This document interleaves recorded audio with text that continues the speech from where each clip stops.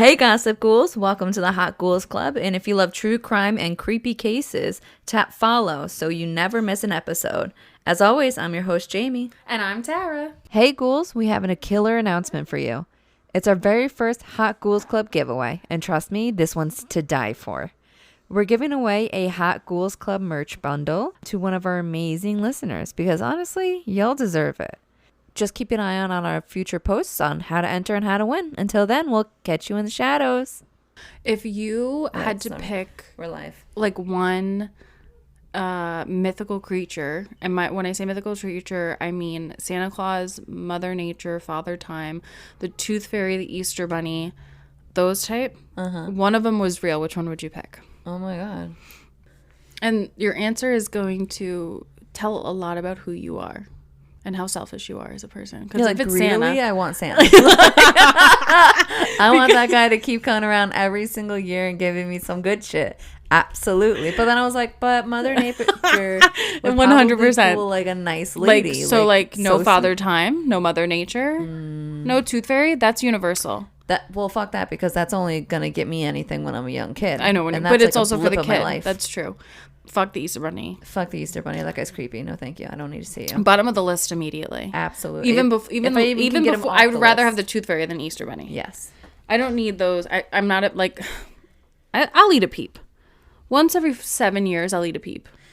I'll eat it and I'll be upset that I tried. I'll be upset I ate it because I'll be like, this in so long. Every 7 years, I'll be like, what does a peep really taste like? I bet it tastes good. Yeah. And then you take a couple bites and you're like, no, this is trash. You're like, this is why I knew I had bad vibes against This is why I haven't had a peep since like 2018. Truly. Oh my God. I don't know why. Probably the misshapen like structure of a peep, but Gypsy Rose. She has been coming after a whole bunch of podcasts. Have you seen it? No. I guess we're never going to do her. Well, I totally would. She literally was like morbid. Morbid. Ash. Elena. She's just like, but then naming a whole bunch of other podcasts. I'm sorry, I forgot. Like My Favorite Murder. All of them. Last Podcast on the Left. Rotten Tomatoes. Last Podcast on the Left has like dragged Gypsy Rose through the mud. So if she hasn't named them, that's embarrassing for them. She's like, I hope is it really worth that what'd she say? Is it really worth that like short-term monetary gain that you get? Absolutely, Gypsy. Dude, you were guilty. You were found guilty. And if you planned your mother's death.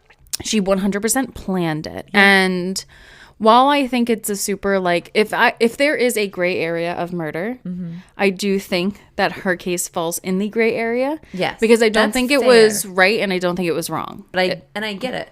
And like I think that if the person who actually murdered her, I think she should have to spend more time in prison if the person that actually murdered her is in prison for like life. Yeah. Like she's out to be able to like have a life. I don't know. It's also really it's really confusing because we're not inside Gypsy's head. Yeah. And through, Gypsy's the victim. But she's like also not. I hope she sees a therapist every day. Every singular day. Every single day. Therapist. No, it's gonna take years to rewire. Yeah, especially if she's a kid. The fallout between her and Brian, I think his name is. I know. It's crazy how she acts, like especially like after the fact of her choosing Ken.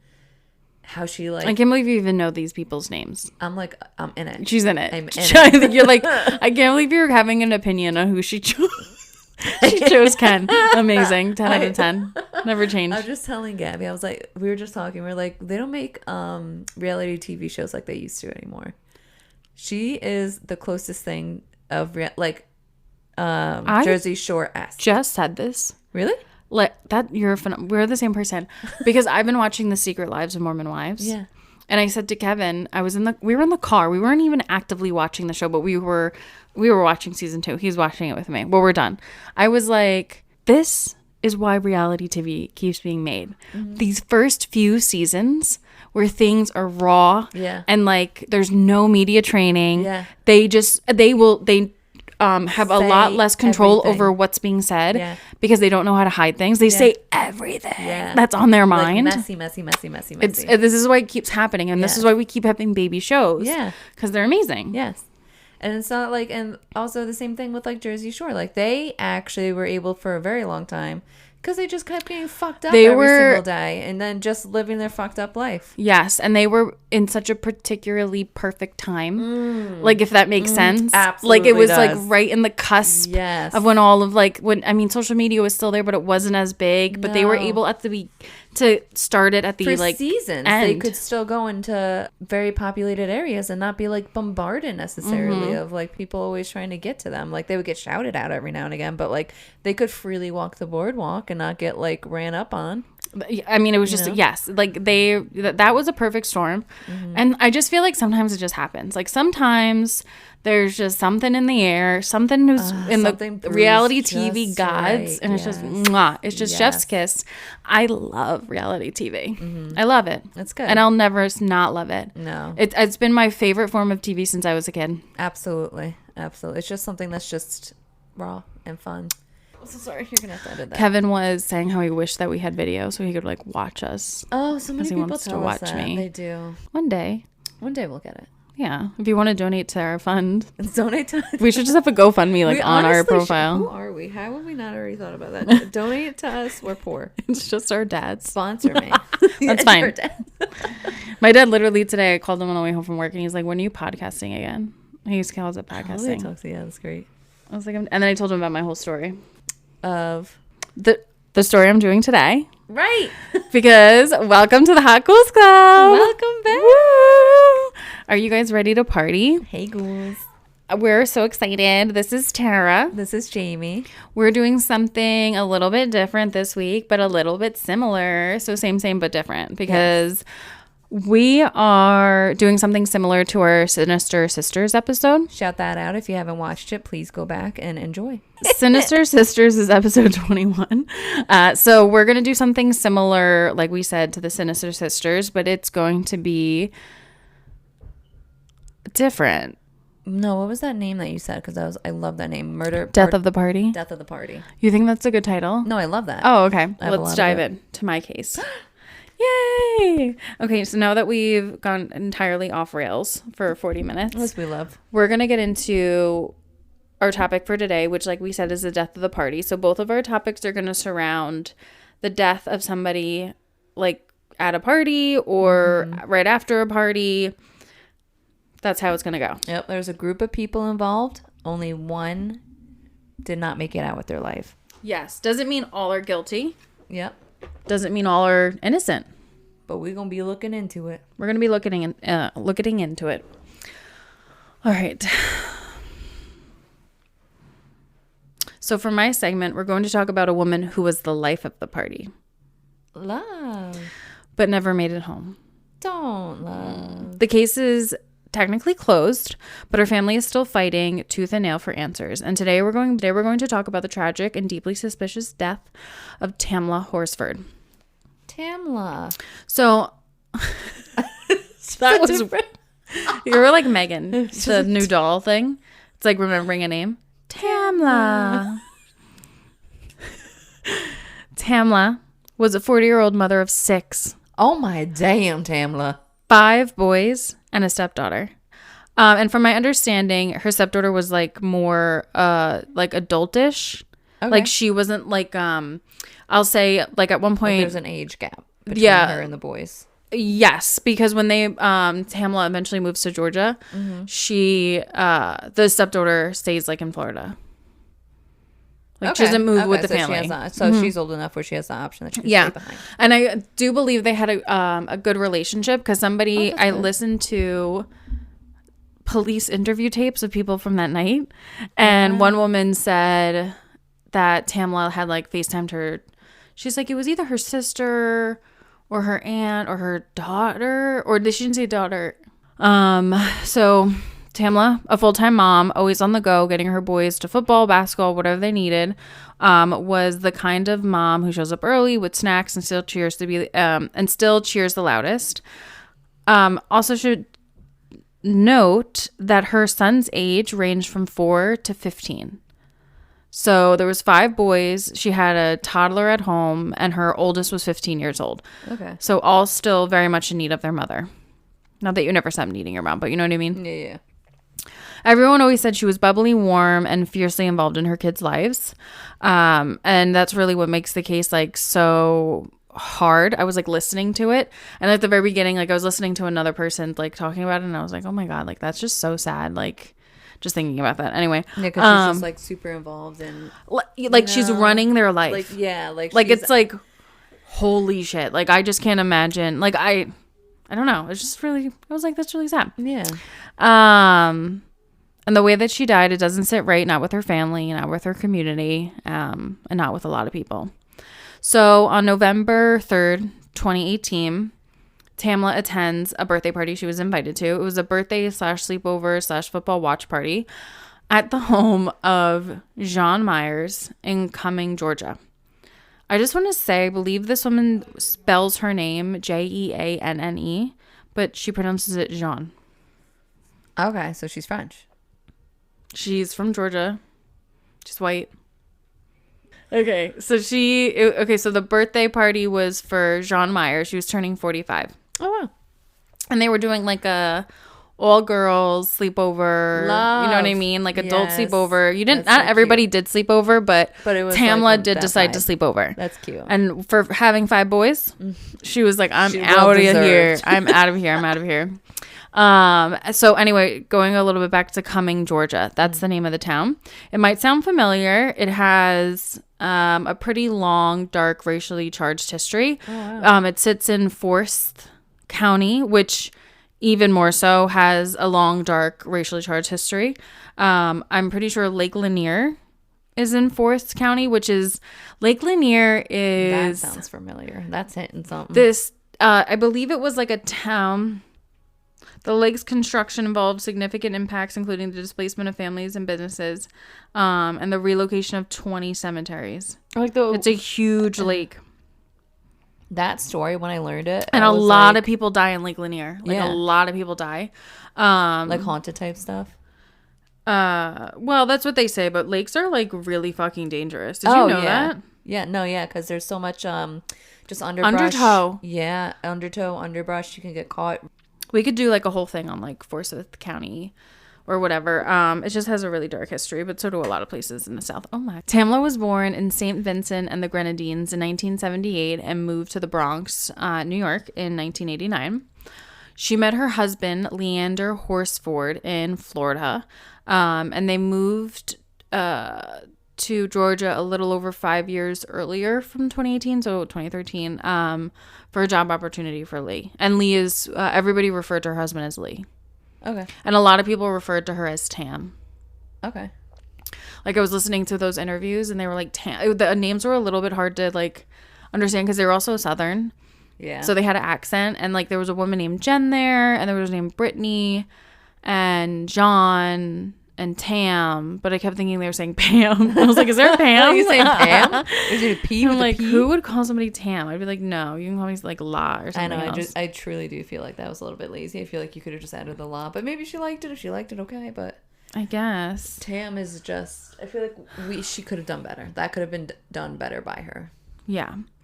It could have been done better. So, like I said, the get together was for Jean's 45th birthday, and I think there's about like 12 people there, mostly moms from the football league, because they all had, for the most part, they all had like kids at similar ages, like boys. Nice, yeah. And there were 2 men there. Jean's, as I read it, I'm like saying Jean. Jean's boyfriend, Jose Barrera, he was a court officer. He was something called a pre-trial officer, which I like didn't even look up, so I'm so sorry. And Tim Smith, he was the husband of another guest. I think her name was Stacy Smith.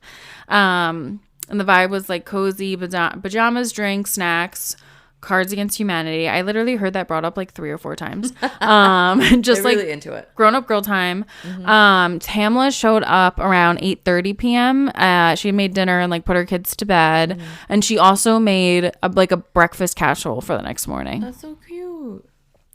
And guests would describe her as upbeat, excited, and happy to have a rare night out. She was excited. She like came in with like a bottle of tequila. So throughout the night, Tamla drank. Like I said, she was a tequila girl. And I remember they said that like I heard two different stories. One was that she brought the bottle of tequila for Jean as a gift for her birthday.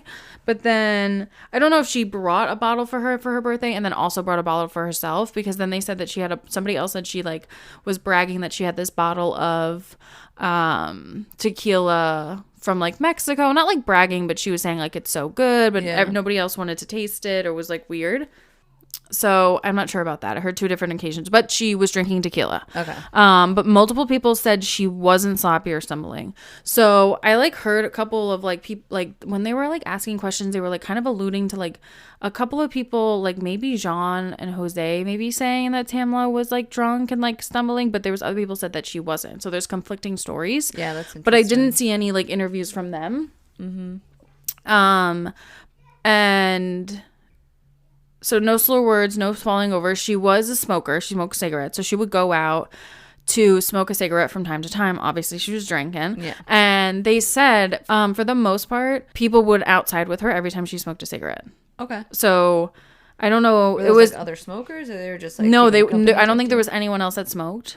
But they would go outside with her. And the house was a pretty big house. So the woman Jean, her house, her kids were out for the night. So that's why she had everyone over. There was no kids in like the house. Okay. And so there was like 4 or 5 bedrooms. Like it was a pretty decent sized house. Yeah. And there was even like a finished basement. And on the second, it was kind of like the entirety of the second floor was like a balcony. Like just a regular balcony, not huge. Yeah. That went out to the backyard. Yeah. And in the basement, Jean's aunt actually lived in like a finished part of the basement, like a little apartment. And there was also just like I guess like not an entertainment center. I would just say like a couch and a TV as well. And that's where Jose and that guy were hanging out for like the beginning of the night. And then they went upstairs. But anyway, I digress. Tamla will go out to smoke cigarettes from time to time. And a couple of people said she was also smoking weed. Okay. And that I think she was the only person smoking weed. But they did say they found a small baggie of weed in her purse. And what was the other thing? Oh, like Jean was saying, or not, I didn't hear this, but they were saying that Jean was kind of telling her. I saw one account where Jean was joking that she didn't want her smoking weed because Jose was like a court officer, or she really told her not to do it. So conflicting. And I believe I'll say this in her autopsy, but there was also like Xanax taken at the party, I believe, because there was trace amounts of Xanax in her body. And I will say that I believe, oh my God, I feel like it's all alleged, but it is, I did hear him, I'll say this. Bridget Fuller had a prescription for Xanax. So she was because like, she would say she had horrible like anxiety, but she said she didn't give any to Tamla. She just had it. And I don't know exactly who was the last person to see Tamla alive. Yeah. But But Bridget left at 1:47 and her husband picked her up because she wasn't spending the night. And there was a few women who weren't spending the night. And I believe she said Tamla was in the kitchen like eating gumbo. And she said, I'm going to smoke a cigarette and I'm going to go to bed. Okay. Because pretty much everyone went to bed. Like there was like one woman they said was super drunk. So her friend like took her to bed with her and just like I think she just hung out for a while and like she went to bed. And then like other people went to bed. It was a little hazy like who was up, but I don't think there was really anyone up. It was over. The party was over. Yeah. And then I also saw two different things about this, but okay. The next morning, like the last thing is like 1:47, right? Mm-hmm. So the next morning, Jean's aunt, I had mentioned, her name is Madeline Lombardi. She lived in the basement apartment. She looked out her window. I think it was her kitchen window. And she saw something on the lawn. It was Tamla lying face down in the grass. She was still wearing her pajamas, which was a white onesie with gray paw prints. Madeline insisted on checking on her immediately. Oh, sorry. That was actually wrong. Madeline, instead of checking on her immediately, said that she said a prayer and then went to find Jean. That's a little weird. Yeah. And then there's some other haziness about like how like she went upstairs, couldn't find John, tried again, found her, and then they went outside. But the 911 call was made at 9 a.m. So I don't know if this is accurate. I feel like I saw somewhere that said it was like 8:45 a.m. She said she woke up, but I don't know. So it's like the way the case was also like handled is it wasn't handled. It was handled like just an accident. So they called 911 and it was Jean and Jose who were like on the phone calling 911, telling them what happened. There's like a audio that you can listen to. And they were just like asking questions, and like the 911 operator's like, does she have a pulse? Does she have a pulse? Does she have a pulse? And he was like, I don't think so. I don't think so. And he was like kind of like insisting on not checking her pulse. I don't know. It's a little weird. It was weird. But anyway, she was announced like dead on the scene. And it was like from the very beginning treated as if she had fallen off the balcony. Like it wasn't treated like a potential foul play. Just that she had fallen off. Yes. Do you know how high the balcony, like the railing was? It was the railing. Okay, high like from the ground, or I saw a photo and I think it was just like a regular. It wasn't super high. It wasn't like super low. But she would have to climb over it in order to. No, I think she could have fallen over it. You think so? Yeah, I think if a potential freak accident happened. Yeah. And nobody heard it. Yeah. I get like in some Final Destination shit. And it was the second story? Yeah. Obviously. Because it was just the second story and then it was just the ground. How high was it off the ground?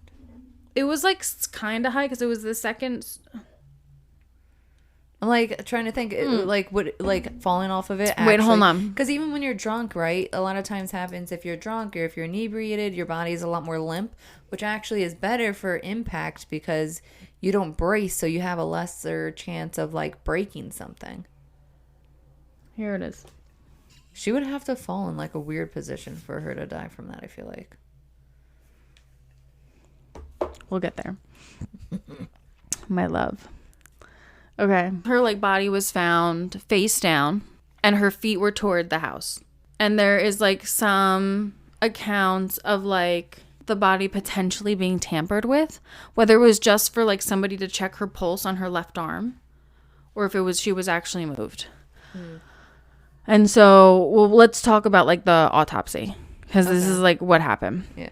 So I had already mentioned this a little bit. Tamla's toxicology report showed a blood alcohol content of 0.238. That's aggressive. Nearly 3 times the legal limit. Yeah, that's aggressive. She also had trace amounts of THC and I'm not going to be able to say it. Xanax. Now that's a lot, but it doesn't explain the extent of her injuries. So she had a laceration to her heart, which I was like, what is that? So I Googled it. And it's like when there's like a really intense force to your chest. Because I was like, I thought a laceration was a cut, but it's just like intense trauma to the chest. So it could be like a really big like fall or punch. Fractures to her second cervical vertebrae, which is her neck. So like her neck broke. A subarachnoid hemorrhage and a subdural hemorrhage. And what's those hemorrhages of? The brain. So I don't know which is which, but one is like bleeding between the brain and the skull, I think. And the other is just another type of bleeding, but there was bleeding up in there. Yeah. And consistent with the fall. Yeah. Okay. And there was injuries to her. So there's injuries to her head, neck, and torso. Okay. So all pretty consistent. And then apparently there were cuts in her hands and wrists. Maybe it could be scrapes. I don't know. That's interesting. The medical examiner ruled her death an accidental fall from the second floor balcony. But even some partygoers said her body didn't look like it had fallen. It was laid out too neatly, face down, arms at her side, legs straight, like someone placed her there. Yeah, that's what I was thinking, was that's not like, usually if you accidentally fall or something, like you're doing a flip or something in the air, you're not just gonna, like, that's more indicative of like a jump. So that's what I'm saying is like, no, I don't think it's consistent with the jump unless she dove. Yeah, like something. Because unless she like had like a face freak down. accident, like something happened, but that I would feel like somebody pushed her. So like clearly. So she's so like she flipped over with so much momentum that she just went like this and went straight down and broke her neck. Well, that's interesting. Is the laceration to the heart would be like that would you would think would be the point of impact, but then she has all these. But I don't injuries think to the head. How it's not like I don't think she's gonna get the momentum to have a laceration to the heart. Do you or to break her neck unless she fell on her head? Yeah, it's like one or the other. It's like, where did she fall? Did she fall in her chest to get the laceration to the heart, or did she fall in her head to get the fractions to get the and how could she have fractures and the possibly hemorrhages? fallen to get both? Exactly. Like that's what's interesting is how could that have happened? And then for the position to be that she was face down laid with her legs pointed toward the house. Yeah.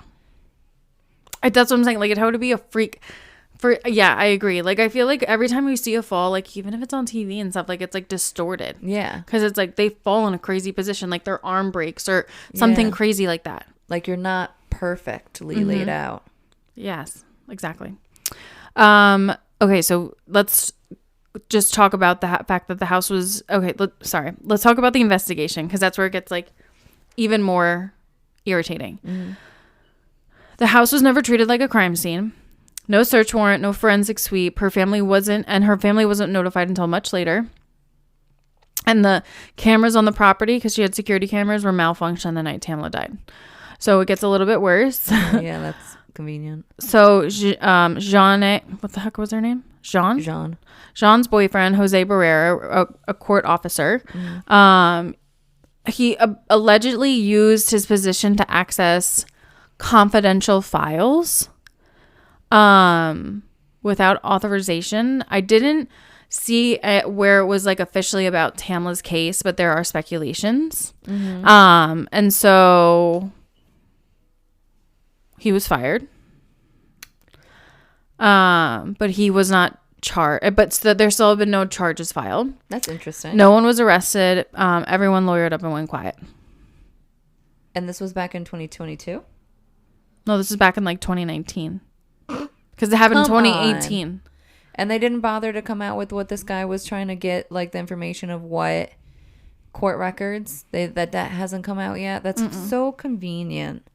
That's just so terribly convenient. Like, at least open that up. Say, okay, what did he get fired for? He was in a position of power. This death happened on his property at his house. And she had, no, it's not on his property. Did I mention this? He was like 27. Wait, who's that to Jean? Her boyfriend. She's 45. Okay. Wow. Spoiler. No, that wasn't a spoiler. Sorry, I forgot to say that. How fun. He was just a nobody. He didn't even live there. What the fuck? Okay, I feel like some weird shit was happening with him. Facts. And so by February 2019, the 4th County Sheriff's Office ruled her death an accident, just a drunk fall, case closed. So in 2020, the world was paying a lot closer attention to cases like Tamla's, because I don't know if you realize Tamla was born and raised in the Caribbean. She was black. Her husband was black. They had 5 black kids. They were living in Florida. They relocated to Georgia 5 years earlier. She was the only person of color at that party. The town that she lived in, oh my God, I'm so sorry. I don't know if it was the town or the county, is only 4% black. Wow. It was a very white town. And so her case garnered a lot of attention.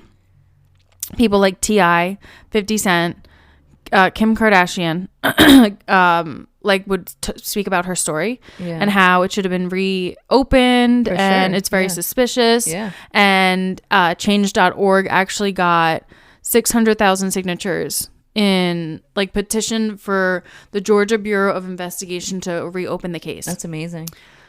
And so they reopened the case in June of 2020. But a year later, in July of 2021, they came to the same conclusion: accidental death, no foul play, again, no charges. Tamla's family, especially her husband Lee and her sister-in-law, have never accepted that conclusion. Yeah. They say she was loving, happy, and a careful person, that she wasn't clumsy, that her injuries didn't make sense, that someone knows what happened. Yeah. Tamla Horsford was a beautiful, vibrant woman who deserved a night full of joy and celebration, of suspicion and silence. Her case continues to spark conversation about race, justice, and how quickly authorities dismiss what doesn't fit a neat narrative. Her death may have been an accident, but the way it was handled, inconsistencies, the timing, the cover your ass energy from the party goers, it all smells a little too much like we don't want to deal with this. And I even, like, when I was listening to, like, one of the interviews, it was, like, the one... I listened to an interview that I believe happened, like, right after it happened. And then I listened to an interview from a different person, like, 18 months later when they reopened the case in, like, whatever of 2020. Mm-hmm. And the woman was like, it's so traumatic for them, too. She's, like, tired of having to answer questions. She's like, I wish I never went to that party. I'm sure Tamla and her family wish she never did either. Yeah. Only the difference is Tamla didn't make it out alive. No. Unlike you guys. Yeah. So I think to be bothered. Yeah. You should be grateful. I feel like that sucks. I wish that they had come up with something a little bit more, a little bit better. Honestly, if they haven't already, they should just, Tamla's family should just start requesting the, or somebody, maybe somebody out there, like another famous person, or Kim Kardashian, because I know she's a lawyer now or whatever, but somebody should start requesting the transcripts of the court. They never went to trial. Oh my God. You're right.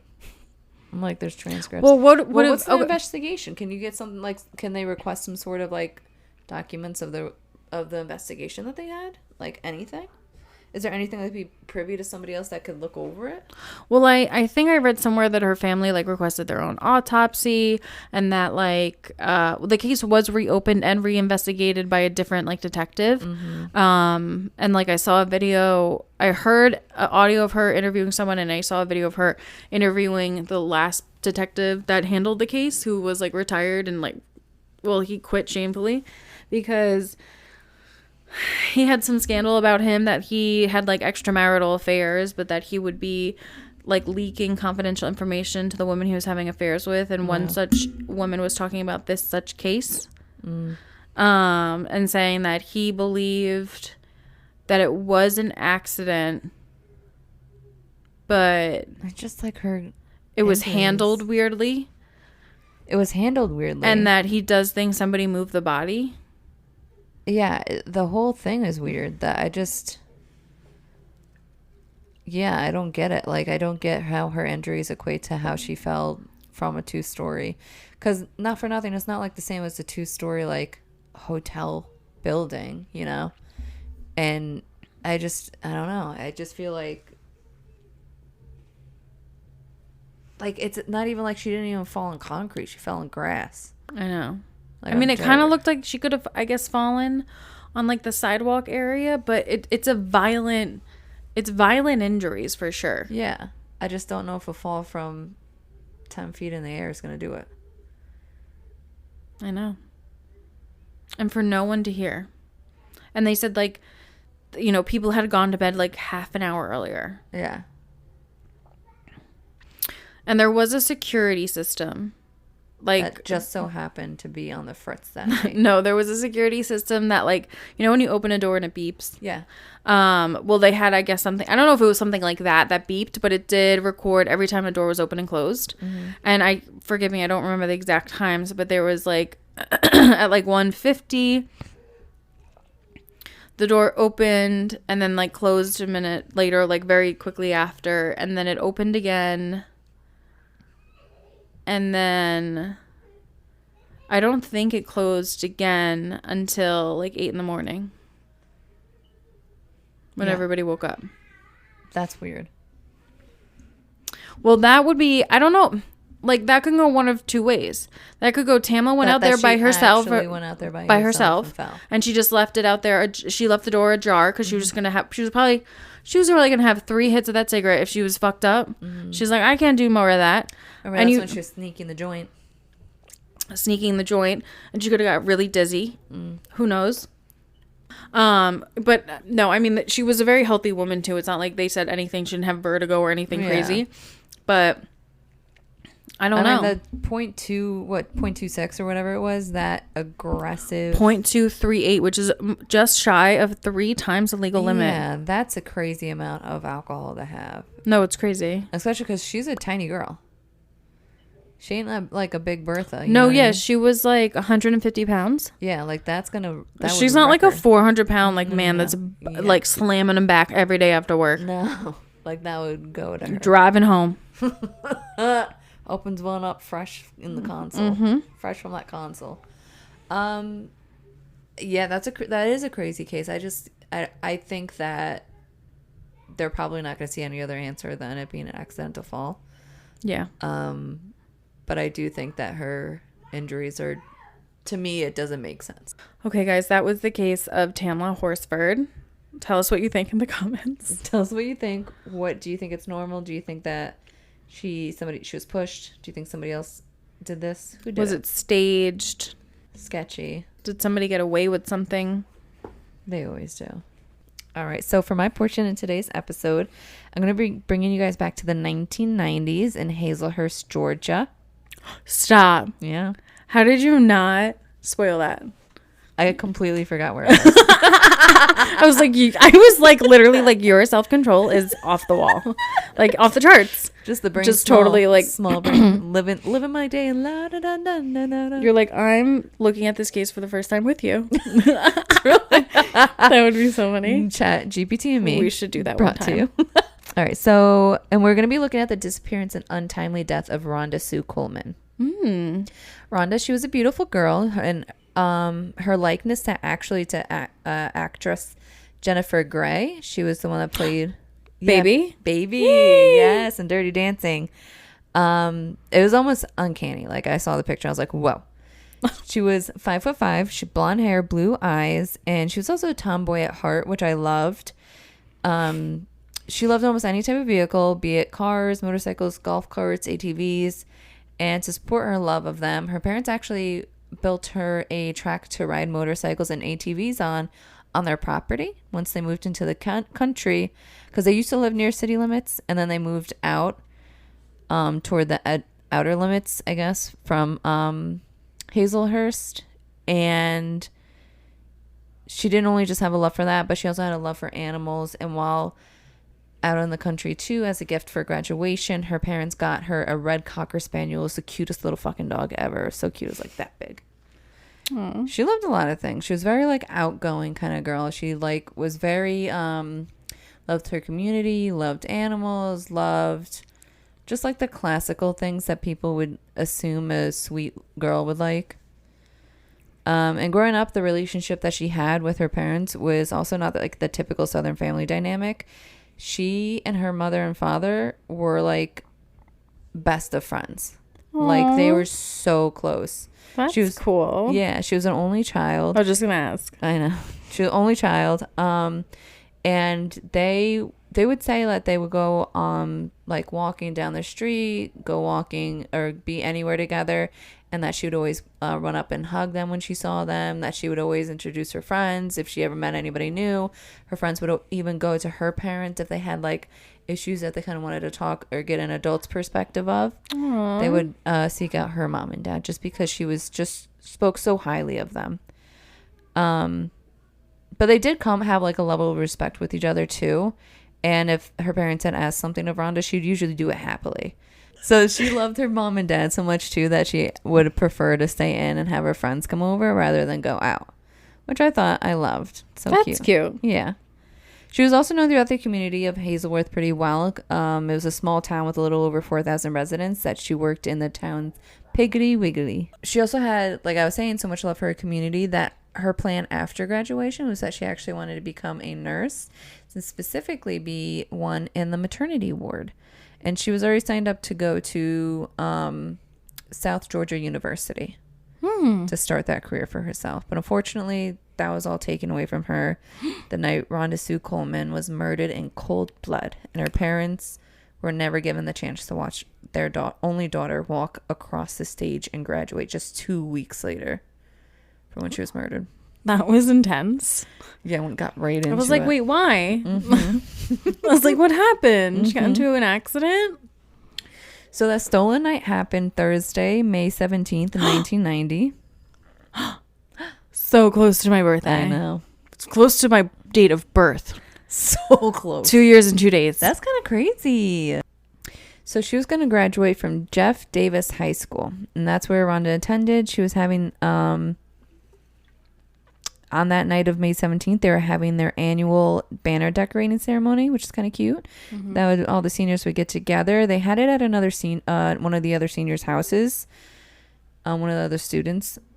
And usually it being a school night, Rhonda's parents would not have kind of let her go out. They usually kind of keep her reined in when it's on a school night. Okay. But being that it was the special occasion that it was, they did give her that go ahead and capped her at a 10:30 p.m. curfew. So they did watch their daughter walk out the door, and they did say "I love you" to her for one last time. At about 10:30 p.m., Rhonda Sue was driven out to the gas station after the ceremony and the party pretty much finished up. She was driven there by a young man that she did briefly date, but they remained friends. And she had left her car there because I think just ease of getting the car in and out and being able to get back on time to meet for her to be back at her house for the curfew. Okay. And after he dropped her off, he went his separate way. So he saw her get in her car and he just bounced. And, there wasn't much to that.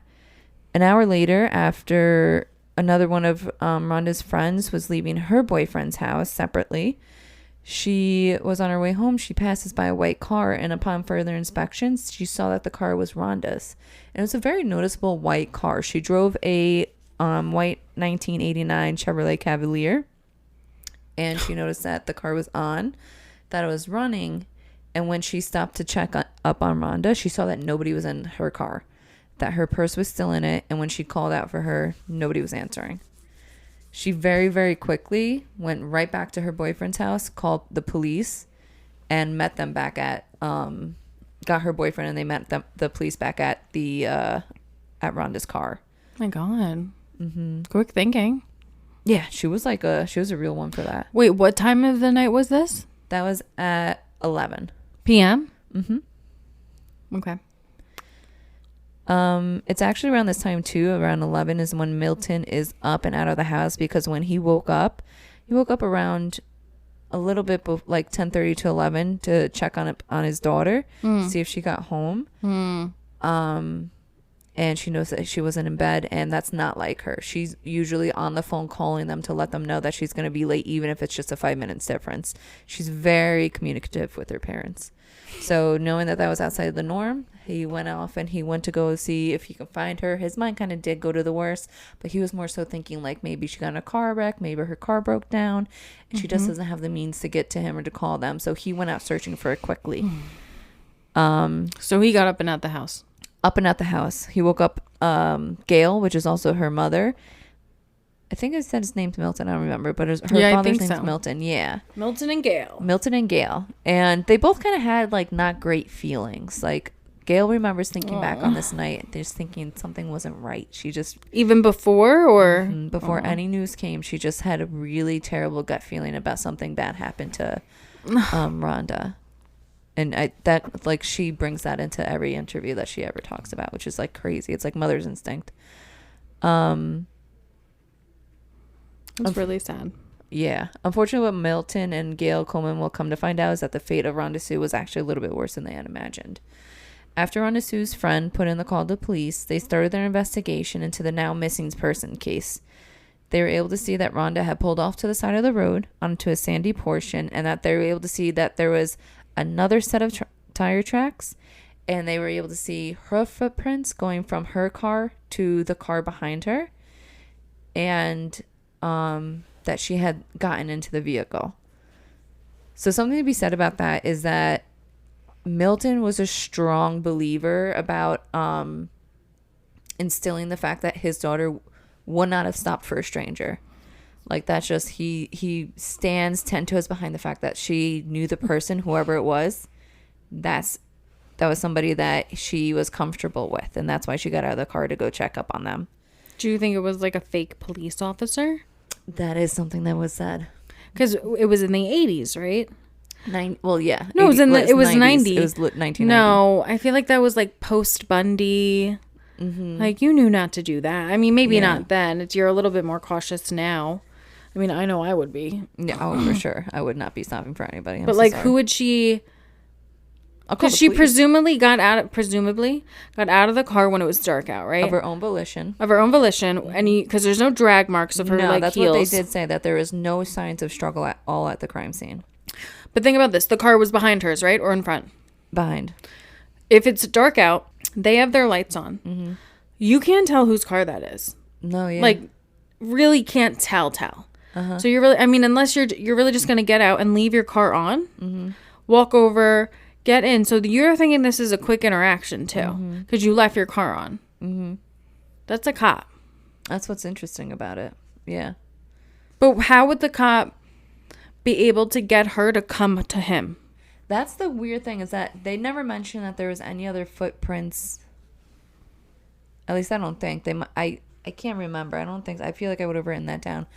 That I know that they saw her footprints leading to the other vehicle, the other car tracks.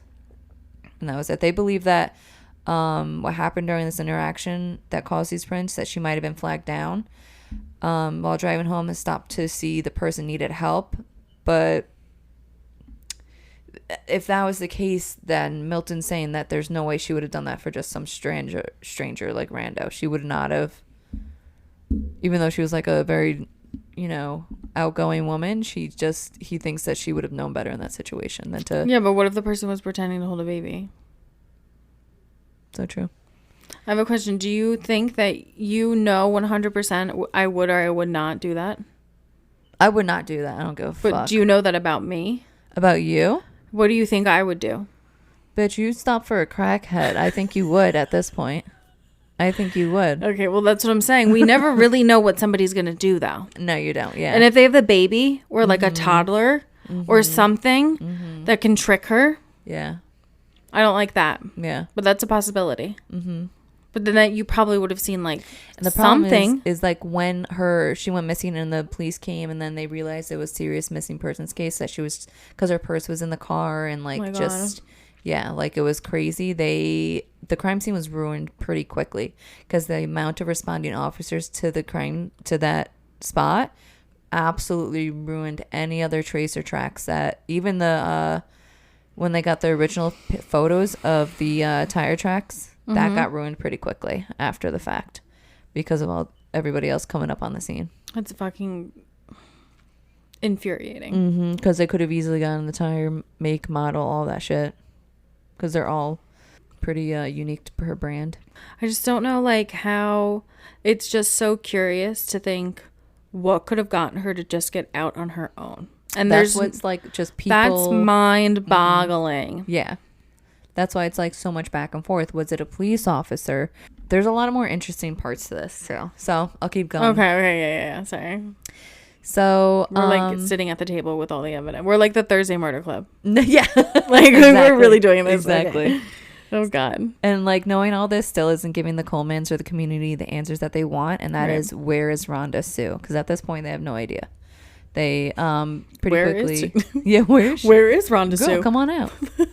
So 3 days after Rhonda's disappearance, hunters stumbled across a partially burned body of a woman while walking in a wooded area that was right over the county line of Hazelhurst. The body was quickly identified by police to be that of Rhonda Sue Coleman, and that although there was not actually a determined cause of death, it did come out that she had been asphyxiated. That's horrible. Yeah, so I saw a picture of the area that she was found in. It's almost like if you lived near me, I would have been able to give you a really good description. But it's essentially like this kind of field that has a few sparse trees throughout the area, but it's very much known as like a lover's lane. There's a very wide circle track where ATVs, they would do what they call like mud trucking, where they would just like during a rainy day would take their trucks out there and like go around the tracks over and over and over again, just like splash up mud and shit and go drinking. Popular in the South. So what did I say? Was it hunters? Yeah. No, I'm sorry. So I got two different stories. It was either hunters or somebody that was surveying the timber within the land. Okay. That found her. But either way, it was just like a guy that kind of stumbled upon her. After this discovery of Rhonda Sue, the police turned to where they believed they could get answers next, and that was to the people that Rhonda was last known to have seen her alive. That was the graduating 1990 class of the Jeff Davis High School. It wasn't long after asking around that police were able to get a few persons of interest. One of them being Marky Hall, another John Strickland, and her ex-boyfriend, Greg Newham.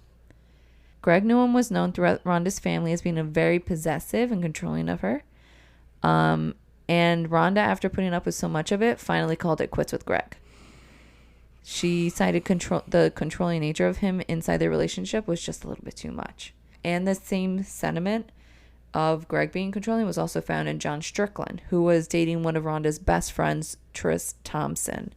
It was said that Rhonda and Tris would talk about how John was a lot like Greg, and that there was times where John would find out that Rhonda was telling Tris to kind of not bow down to him. And it was even believed that Rhonda was trying to empower Tris to leave John like she left Greg. A queen. Rhonda's father, even at some points between Greg and Rhonda's relationship, had to step in because Greg wouldn't stop harassing Rhonda. He kept, and having that past knowledge, Milton actually grabbed a deputy that night that his daughter went missing and went to his house, Greg's house, to knock on the door to see if he knew anything about her disappearance or probably or where he's seen her last. The interesting thing is that when they got there and knocked on the door, Greg's mom answers the door and she sees who's there, what they're asking about, and she goes, Greg's not coming down. He has work in the morning and he's not messing that up, so he's sleeping. I'm sorry, mama's boy. Can you believe that? You think you're above I would the have law? waked that motherfucker up and brought him right back down. I said, literally, your girlfriend, your ex-girlfriend's missing. Come fucking tell them anything that you know. So he actually comes back the following morning to talk to Greg, and it's very short. It's like he just gives very bare answers, says, I don't know where she was, I haven't been there, blah, blah, blah. And his mom stays to be his alibi. How old is he? I think he's around her age. I don't know if he was in the same grade or not. You think he was a little older? That's what I think, because otherwise, like, I feel like other people would have said that he was at the banner right thing or not. But I didn't see that anywhere. So I thought maybe he was like a year older or something. Okay. Saying, especially because it was Friday and he had work in the morning on Friday. So maybe he's out of school. Oh, okay. Yeah. There was also something that did come up too that next morning outside of Milton questioning Greg, was that a couple of fox hunters, they happened to have been in that area the night that Rhonda went missing. Mm-hmm. And they said that a truck had gone by next to them super, super quickly, and that they could have sworn that they heard a woman scream. However, because it was the Lover's Lane area, they kind of chucked it up to teenagers just kind of like being crazy and acting out wildly. Of course, with like everything that happened in hindsight, they do think it was a little bit more sinister that's for the scream that they did hear. Yeah, no shit. And it wasn't that long too after all this investigation has started that a boy named Mitchell Wood, he goes to the police to report that he had actually seen a man named Marky Hall, which was that other person of interest, with Rhonda Sue on the side of the road that night, and that he had slowed down to see what was going on. And he claimed that Marky immediately had caught an attitude, that he tells him to drive off, otherwise something bad is going to happen to him, and that Mark himself was also a deputy of the town, and his father at that time was had held the sheriff's title. And that there was actually a rumor that had circulated around town that Mark was having an affair with Rhonda, and potentially that she had threatened to go to his wife to out him if he didn't choose to do it himself, so that way they could be together. Because the claim of the rumor was that she was pregnant. However, I feel like the autopsy would have how old was she? Solidified that or not. She's 18. I was going to say her parents could have had it sealed, I guess, if she was underage, but they still could have had it sealed. Maybe, yeah. Or that information. Wait, so he is an adult, Yes. married, Yes. allegedly having an affair with an 18-year-old. This is like Amy to Fisher, the Joey Badaducci, Oh, yeah, Long yeah, Island yeah. thing. Yeah. Yep. And also going back to the blue lights, having pulled her over. He's a deputy. That access to lights Oh my and God, I should've- didn't even think about that. Oh my God. And if they're having an affair, she would have just went over to him. Something to Oh, think he totally about. didn't. Case closed. Something to think about. Case closed. And of course, with all this hearsay, none of it provable, in every direction the lead detectives went to, they found themselves at a dead end because everything was so heavily, what's that called? Substantial? Circumstantial. Circumstantial, thank you. Circumstantial So evidence. So annoying. everything But like, was super, what super did the tire circumstantial. tracks look like? They had like shoddy little pictures of it. There wasn't really much else. Like, and it was, if they wanted to go back to collect to like plaster the tire tracks, that was already gone because of all the heavy footwork that was happening within the area and around her car. So everything pretty much got ruined because it just wasn't sealed off. That's infuriating. Properly. They probably, if they did that, if they had created the crime scene and made sure people weren't contaminating it, they probably would have their guy behind bars at this point. But they didn't want to put him behind bars. Johnny, get all your boys out there quick. Stampede on that, right? So Rhonda's case does end up going cold. And even after reinvestigation is passed and inherited from detective to detective, it is still yet to get any real leads. There's a podcast called Fox Hunter, I think. But it's pretty dedicated to Rhonda's specific case and really just taking upon themselves to reinvestigate and interview the people that this has affected. It's pretty interesting. So I do think if this has piqued your interest, to go check them out, because they do obviously a much better job than my little segment could do. But yeah, it's one of those things that's just kind of really annoying because of it got botched from the beginning investigation with them stampeding the ground. And they do think a lot of people are still fearful. A lot of these people are still alive today. And That's true. I believe that there is a reward that is like $130,000 Oh my God. for any kind of lead that can result in the conclusion to her case. Let's go. Let's fucking go. Let's go to fucking Georgia. I'll do it. We got 2 cases to solve. We'll solve them both. Well, oh my God. Well, thank you for informing us about Rhonda Sue. I really wish her case was closed. Like, that guy did it. Oh, first. Yeah, I think he did. I feel like yours was like definitely more, almost like there was more of a clear villain. Not that there isn't a clear villain in mine, but it's like that guy. Yeah. I mean, I'll be honest, there was a few guys. Yeah, it was almost Even the ex, every man. But yeah. I just feel like the person who would have had the means. And a lot of them did drive trucks, and a lot of them were known to keep gasoline tanks in the back of their truck. And she had gasoline on her, right? She had gasoline on her hands and her head, and that's what was used to ignite her. But she was... That is horrible. Absolutely horrible. Absolutely horrible. She didn't have any signs of sexual abuse or anything like that. So the crime itself was just like a hateful crime. Like, there was nothing driven behind it except for hate. No, it's hate. That's why I think it's the guy. Because if she's like... Not if she says she's pregnant, but if she's saying, or she could have lied and been saying she's pregnant. I have seen a theory where they believe that a few of them were working together, like a few of these boys, that like between Marky and Greg and even potentially John, that they kind of were all like, she's causing us too much grief. Let's be done with it. But her girlfriend was, her boyfriend was around her age, right? Yeah, it was around her age. But I think the Marky wasn't much older than them. I would say he's probably like in his young 20s. And that, Ghouls, was the death of the party. Stay spooky, stay suspicious, and don't trust the guest list. And more importantly, stay ghouly.